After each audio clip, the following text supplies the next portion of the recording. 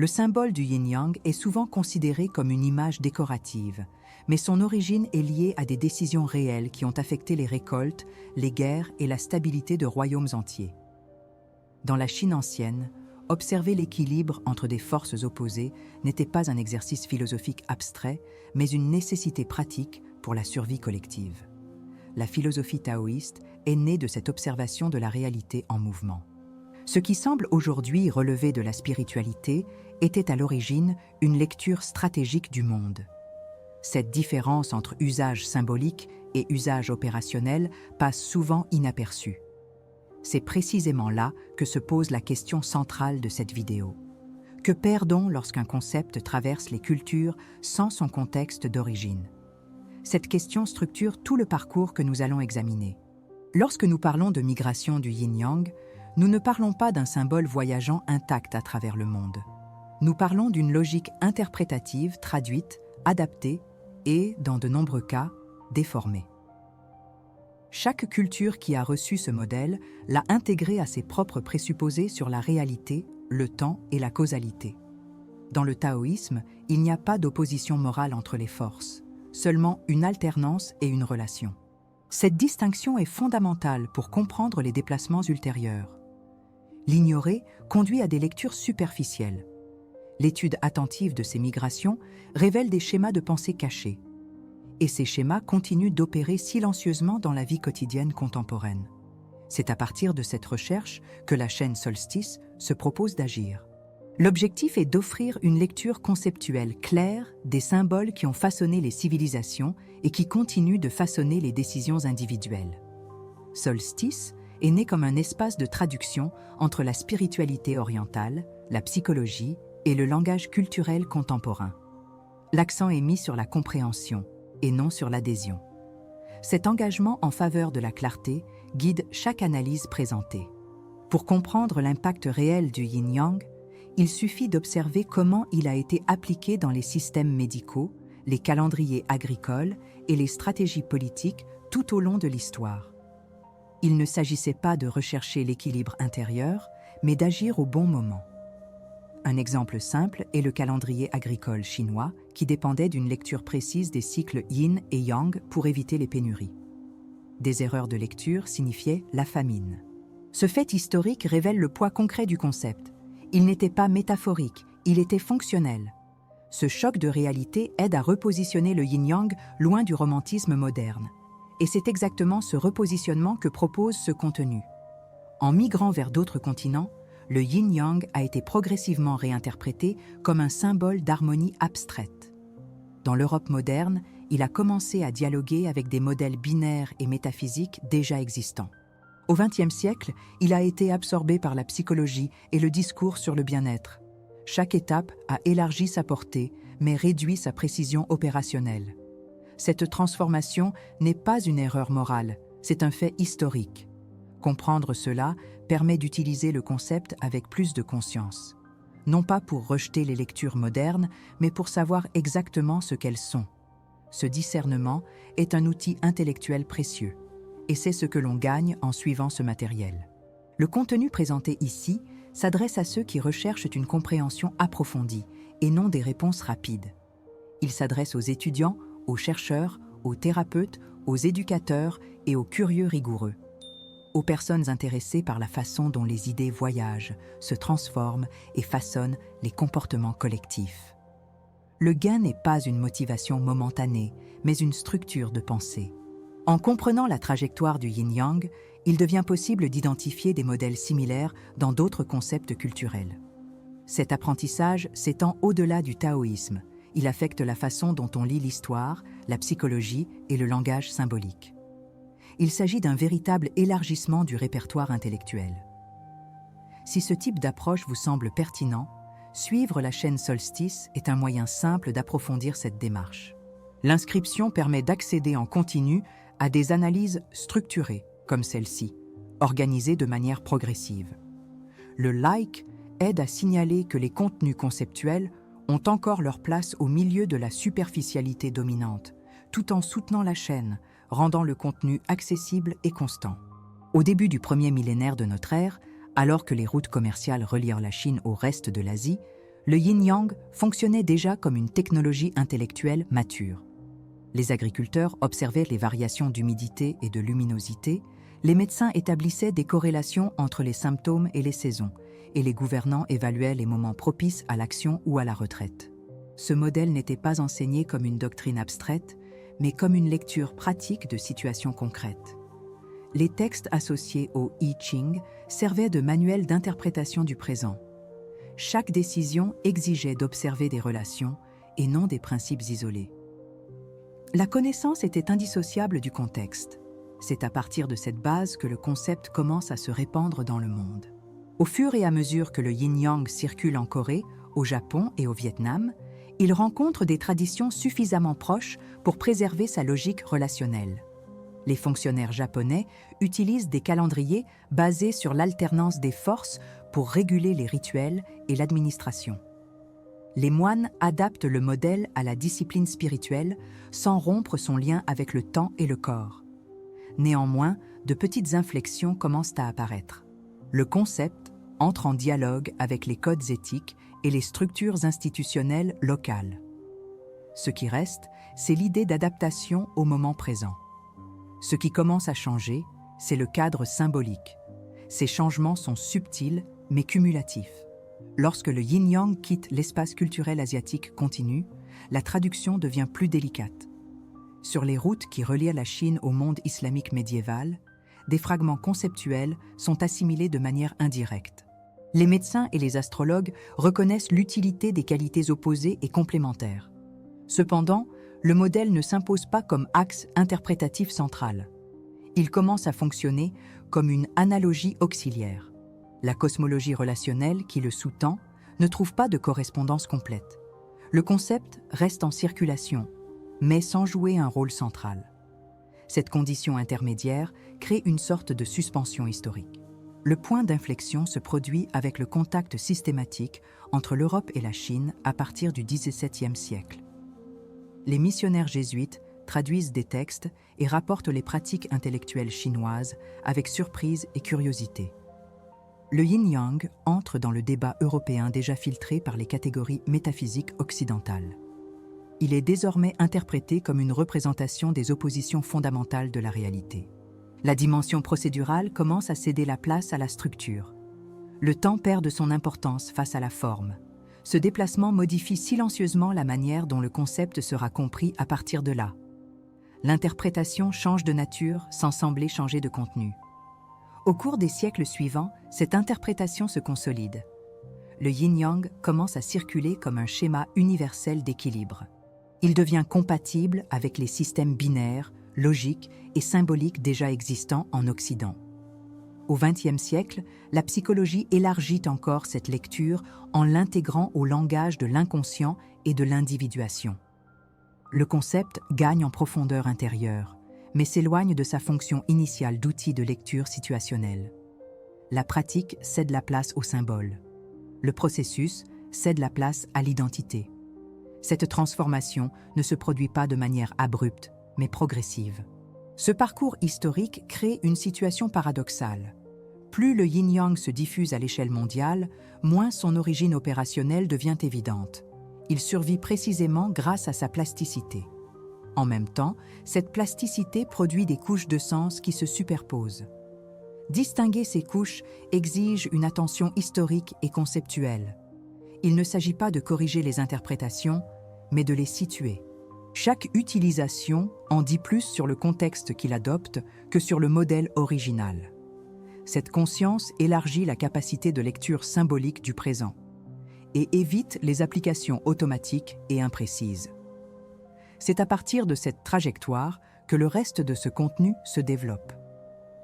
Chaque étape de la migration du yin-yang révèle non seulement des transformations du concept, mais aussi des changements profonds dans la façon dont différentes cultures conçoivent le monde. Rester attentif au développement du thème fait partie de ce processus. L'invitation est maintenant de poursuivre cette analyse. Lorsque l'on tente d'appliquer le yin-yang comme solution rapide aux dilemmes contemporains, l'erreur la plus courante consiste à le transformer en règles fixes ou en traits de caractère. Cette approche crée des classifications rigides qui ignorent le contexte, le temps et les relations. Le résultat pratique est souvent une augmentation des conflits internes et des décisions mal calibrées. Au lieu de guider l'action, le concept justifie l'inertie ou l'excès. Les alternatives basées sur des dichotomies morales ou des recettes universelles produisent des effets secondaires prévisibles. Elles simplifient des systèmes complexes et masquent des variables critiques. Le problème n'est pas le concept, mais la manière dont il est appliqué. Une application cohérente commence par reconnaître que les processus réels sont dynamiques et dépendent des conditions initiales. En termes scientifiques, les systèmes complexes répondent aux rétroactions et aux retards temporels et non à des commandes isolées. La lecture yin-yang, lorsqu'elle est utilisée correctement, fonctionne comme un outil de diagnostic situationnel. Elle identifie les tendances dominantes, les phases de transition et les points de retournement. Cela évite les interventions prématurées ou tardives.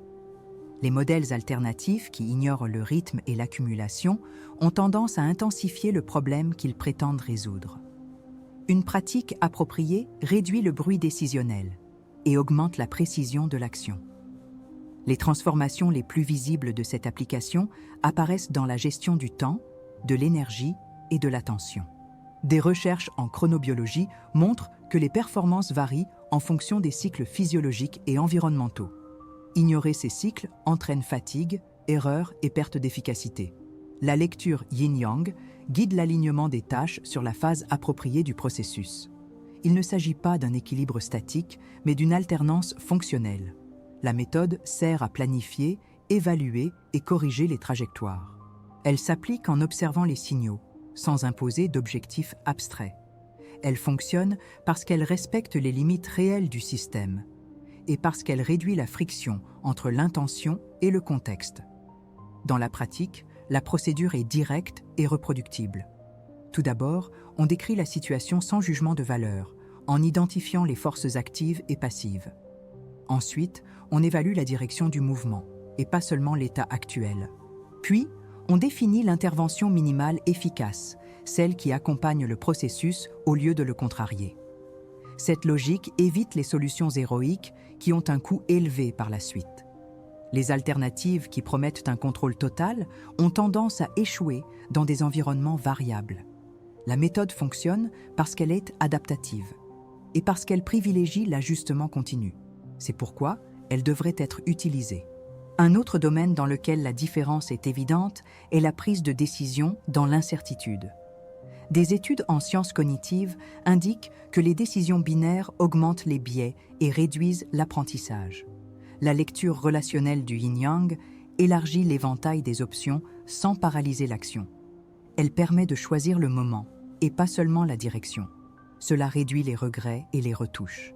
Les modèles qui imposent des choix immédiats ignorent les informations émergentes. L'effet secondaire est la répétition des erreurs. L'approche relationnelle préserve la flexibilité et améliore les résultats cumulatifs. Appliquer correctement le yin-yang n'exige pas de croyance, mais une méthode. C'est un langage pour lire les modèles, pas un système de valeurs. Il sert à anticiper les conséquences et à calibrer les réponses. Il fonctionne parce qu'il a été développé pour gérer la variabilité réelle. Il doit être utilisé par ceux qui doivent prendre des décisions dans des environnements complexes, et non par ceux qui recherchent un confort symbolique. Une pratique cohérente brise les schémas mentaux simplificateurs. Elle remplace le contrôle par la coordination et transforme la réaction en stratégie. Pour consolider cet engagement par une application rigoureuse, participez activement au processus. Dans les commentaires, écrivez la phrase « Je lis le processus avant d'agir ». Écrire cette phrase est un alignement cognitif, car elle renforce l'attention portée au contexte et au temps. En la commentant, vous fixez la méthode et préparez la prochaine étape. Le développement se poursuit à partir de là. Et l'apprentissage s'approfondit avec la participation.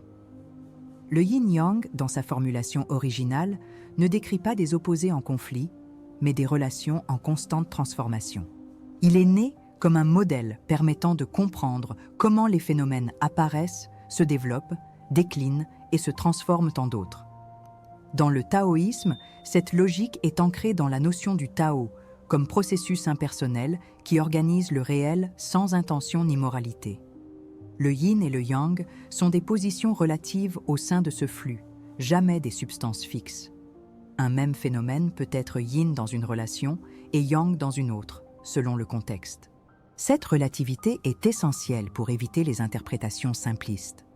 Le concept n'a de sens que lorsqu'il est appliqué à des processus et non à des identités. En dehors de cette clé, il devient décoratif ou dogmatique. Cette logique dialogue directement avec les modèles contemporains d'autorégulation et d'adaptation. L'esprit humain fonctionne par cycles d'activation et de repos, de concentration et de dispersion, d'intégration et de différenciation. Lorsque ces cycles sont ignorés, des symptômes tels que l'anxiété chronique, l'épuisement et la rigidité cognitive apparaissent. La lecture yin-yang offre une carte pour reconnaître ces mouvements sans les pathologiser immédiatement. Elle permet d'observer les phases internes comme faisant partie d'un processus plus large. Au lieu de corriger les états, on cherche à comprendre les transitions. Cette approche réduit l'impulsion de contrôle excessif et elle favorise une relation plus fonctionnelle avec sa propre expérience psychique. Dans le bouddhisme, en particulier dans les traditions d'origine chinoise, cette vision s'articule autour de la notion d'impermanence. Aucun état mental n'est fixe, aucun schéma émotionnel n'est définitif. La pratique consiste à observer l'apparition et la disparition des phénomènes sans attachement. Le yin-yang fournit un langage complémentaire à cette observation, en nommant les tendances à la contraction et à l'expansion. Il n'y a pas de jugement moral sur ces tendances. Il y a seulement la reconnaissance que l'une prépare le terrain pour l'autre. Cette compréhension dissout la recherche d'un équilibre permanent. L'accent est désormais mis sur une présence adéquate à chaque étape. Cela modifie profondément la manière d'aborder la souffrance et l'attente. Dans la pratique, cette lecture se traduit par des choix plus calibrés. Au lieu d'insister sur l'action lorsque le contexte indique un retrait, on apprend à attendre et à se préparer. Au lieu de prolonger le repos lorsque le mouvement a déjà commencé, on apprend à réagir. Psychologiquement, cela correspond à faire la distinction entre résistance et retenue, entre impulsion et préparation. De nombreuses stratégies modernes échouent parce qu'elles confondent ces pairs. La lecture yin-yang offre des critères pour cette distinction. Elle n'élimine pas le conflit, mais réduit les frictions inutiles. Il en résulte une plus grande économie d'énergie psychique et une plus grande clarté dans la prise de décision. Cette approche déplace l'axe de la volonté individuelle vers la lecture du champ relationnel. Dans le taoïsme, agir correctement ne signifie pas imposer son intention, mais s'aligner sur le cours des événements. Cet alignement n'est pas de la passivité, c'est de la précision. Il exige une attention constante aux changements subtils de l'environnement et de son propre état interne. La pratique spirituelle, en ce sens, est inséparable de la pratique perceptive. Plus la perception est raffinée, plus l'action est efficace. Le yin-yang fonctionne comme la grammaire de cette perception. Il organise l'expérience sans la figer dans des concepts rigides. Et il maintient le pratiquant en dialogue avec le réel. Cette intégration entre psychologie et spiritualité rompt avec un schéma courant de fragmentation. Dans de nombreux discours contemporains, l'esprit est traité séparément du corps et de l'environnement. Le yin-yang refuse cette séparation. Il fonctionne à partir de systèmes intégrés dans lesquels les changements dans une dimension affectent toutes les autres. Cette vision trouve un soutien dans les approches systémiques et dans la science de la complexité. Il ne s'agit pas de croyance, mais de cohérence structurelle. La lecture relationnelle permet d'anticiper les effets indirects. Elle évite les interventions qui résolvent un aspect au détriment d'autres. C'est là sa force analytique. Au fil de cette analyse, il devient évident que le yin-yang n'est pas un concept spirituel au sens dévotionnel, ni psychologique au sens clinique strict. Il s'agit d'un modèle de lecture de la réalité applicable à plusieurs niveaux. Sa profondeur réside dans sa capacité à articuler le changement, le contexte et la relation sans recourir à des absolus.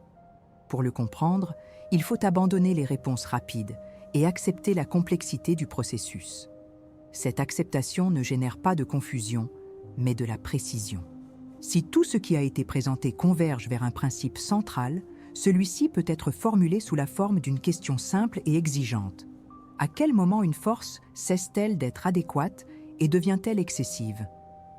Dans le taoïsme, cette question ne cherche pas une réponse immédiate, mais ajuste l'attention.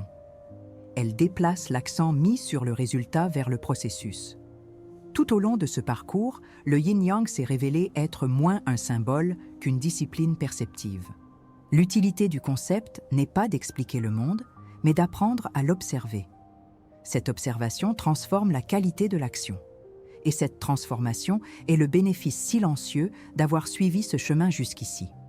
Ce que l'on gagne n'est pas une conclusion définitive, mais un raffinement de l'écoute. Lorsque l'on apprend à lire les alternances, le besoin de contrôle diminue.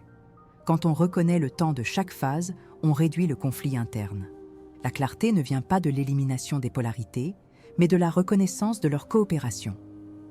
Cette compréhension ne produit pas d'euphorie, mais de la stabilité.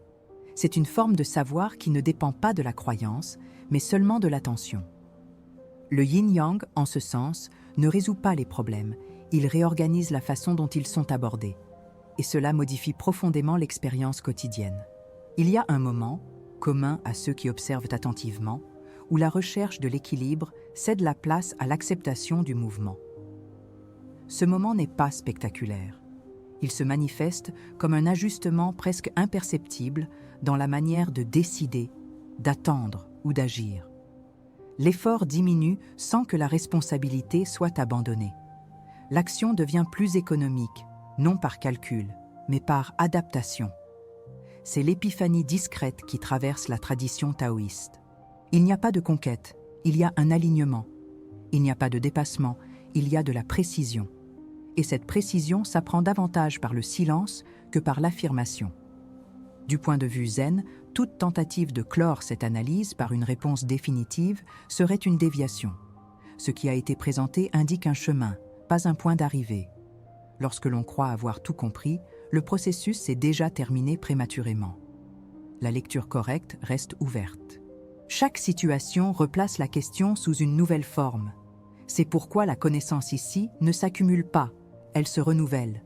Ce qui était approprié hier peut être excessif aujourd'hui. Ce qui semble être un recul aujourd'hui peut être une préparation pour demain. Cette instabilité n'est pas un défaut, c'est une condition du réel. La question la plus honnête à la fin est peut-être celle-ci. Qu'est-ce qui, à ce moment précis, demande de la retenue et qu'est-ce qui demande du mouvement? Cette question n'exige pas de réponse verbale. Elle exige une pause. En la formulant, quelque chose se réorganise déjà en interne. Le rythme ralentit suffisamment pour que le contexte soit à nouveau perçu.